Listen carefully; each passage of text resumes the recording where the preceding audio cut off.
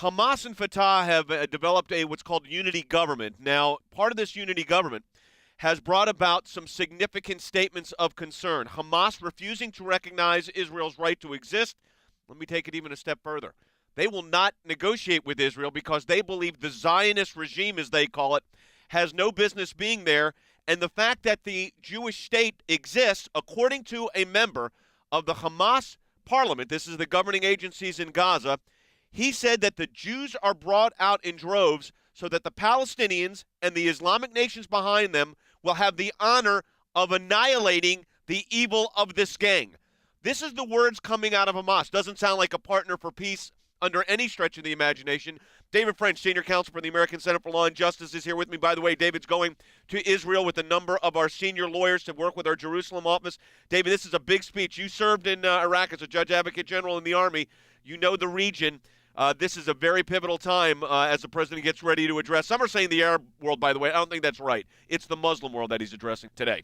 Well, that's right. And what I'm really concerned about here is that the Obama administration is giving signs that it's going to put pressure on Israel after Hamas has joined the Palestinian government. Why wouldn't all the pressure go on the Palestinian government at this point instead of Israel? Why would we put pressure on Israel? We need to support Israel, not pressure Israel at this point. Yeah, the problem here is, and you bring up an important point, and that is, why is it that you've got to ask yourself this question, why is it the administration continuing to push, as the president said just yesterday, we need to see a relationship develop for peace between the Palestinian Authority and Hamas?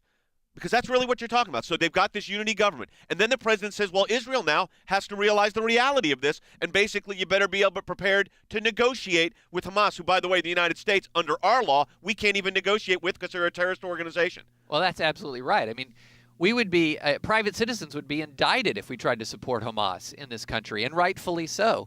And then we're putting pressure on Israel to deal with them.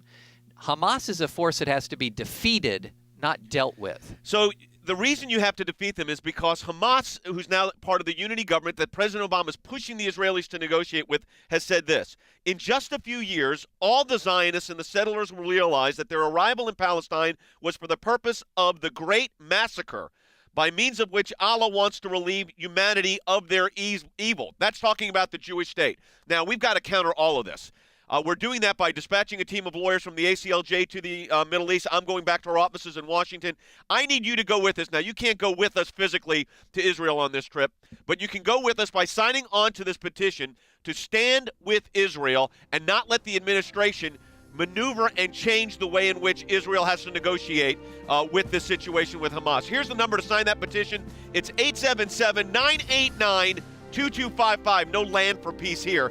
877-989-2255 to sign on to that petition. We'll also send you the export DVD and the booklet on Sharia law. Again, 877-989-2255 or aclj.org.